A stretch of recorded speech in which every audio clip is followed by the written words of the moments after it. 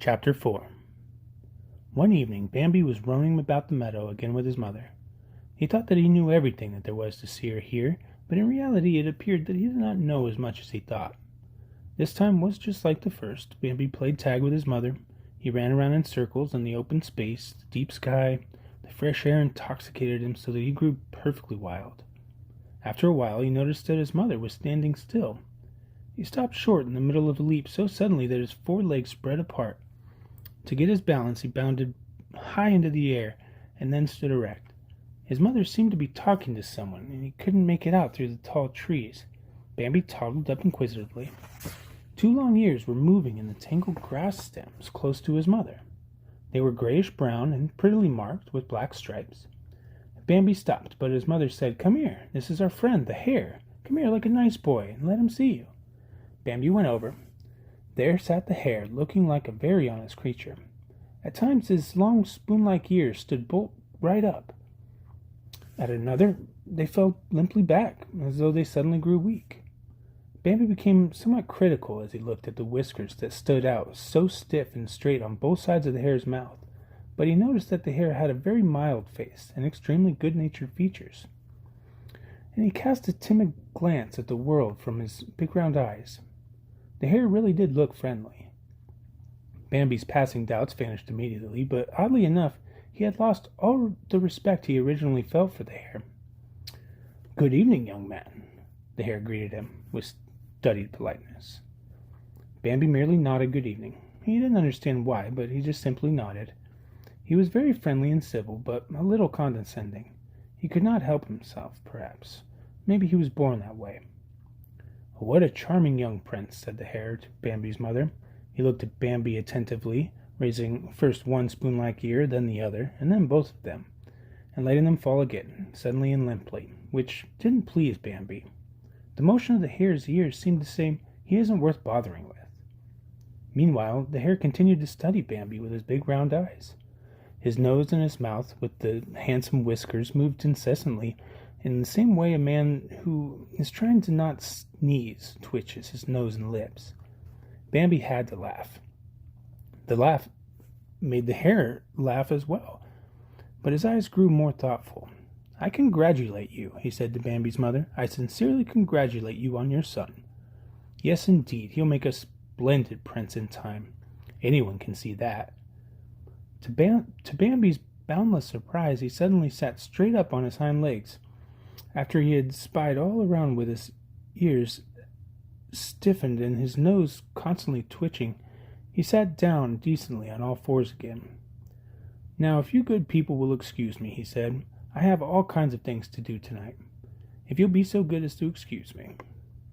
He turned away and hopped off with his ears back so that they touched his shoulders. "Good evening," Bambi called after him. His mother smiled. "The good hare," she said. "He is so suave and prudent. He doesn't have an easy time of it in this world, you know." There was sympathy in her voice, Bambi could tell. Bambi strolled about, little and left of his mother to her meal. He wanted to meet his friend again. He wanted to make new acquaintances, besides, for without being very clear himself what it was he wanted, he felt a certain expectancy. Suddenly, at a distance, he heard a soft rustling in the meadow, and felt a quick, gentle step tapping on the ground. He peered ahead of him. Over the edge of the woods, something was gliding through the grasses. Was it alive? No, there were two things. Bambi cast a quick glance at his mother, but she wasn't paying attention to anything, and had her head deep in the grass. But the game was going on the other side of the meadow. In a shifting circle, exactly as Bambi himself had raced around before, Bambi was so excited that he sprang back as if he wanted to run away. Then his mother noticed him and raised her head. "What's the matter?" she called. But Bambi was speechless. He could not find his tongue and only stammered, "Look over there."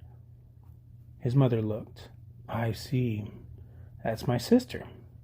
And sure enough, she was a baby too now. "No, she has two of them." His mother spoke, at first out of pure happiness, but she had grown serious. To think that Enna has 2 babies, she said, 2 of them.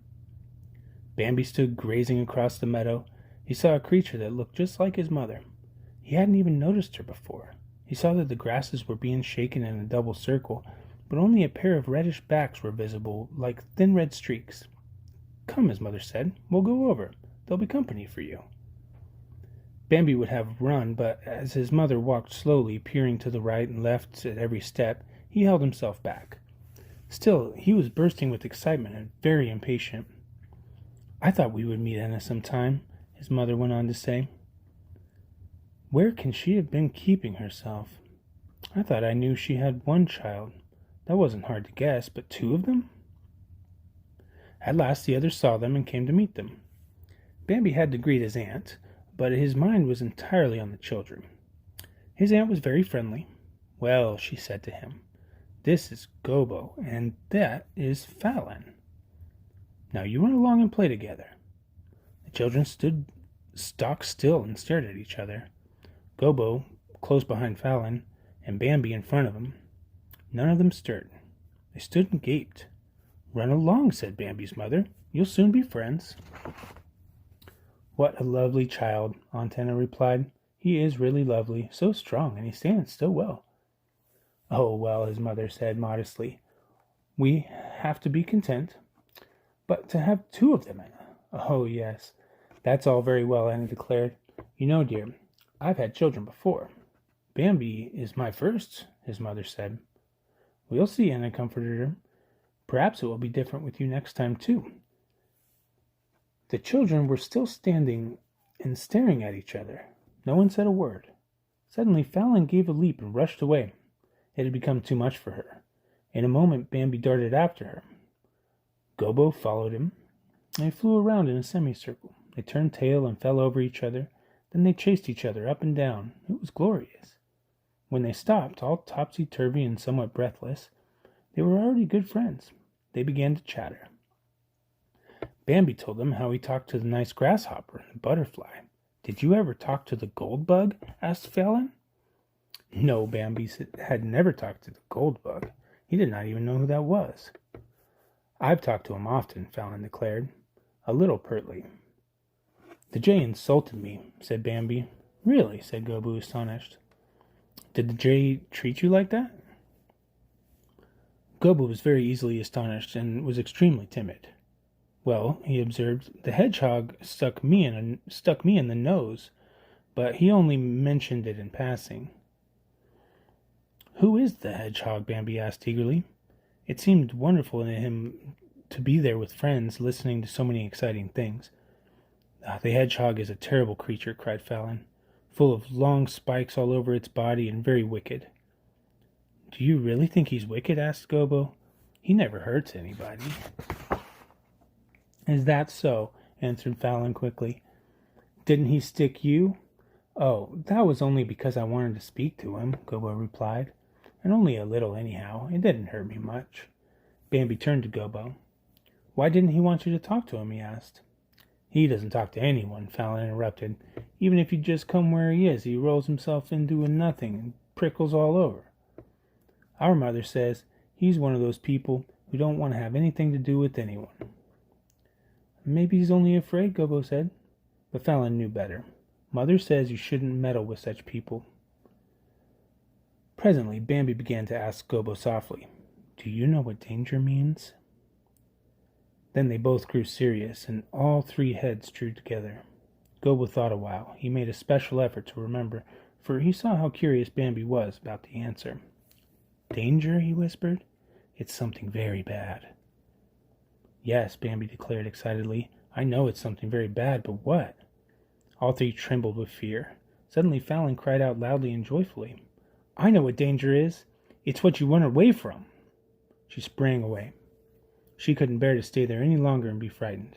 In an instant Bambi and Gobbo had bounded after her. They began to play again. They tumbled in the rustling, silky green meadow grass, and in a twinkling had forgotten all about the absorbing question.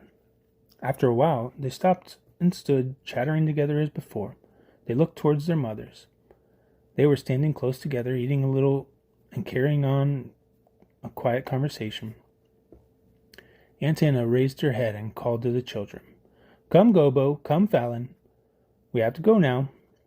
And Bambi's mother said to him, "Come, it's time for us to go as well." "Wait just a little longer," Fallon pleaded eagerly. "Just a little while." "Let's stay a little longer, please," Bambi pleaded. "It's so nice." And Gobo repeated timidly, "It's so nice, just a little longer." All three spoke at once. Anna looked at Bambi's mother. "What did I tell you?" she said. "They won't want to separate now."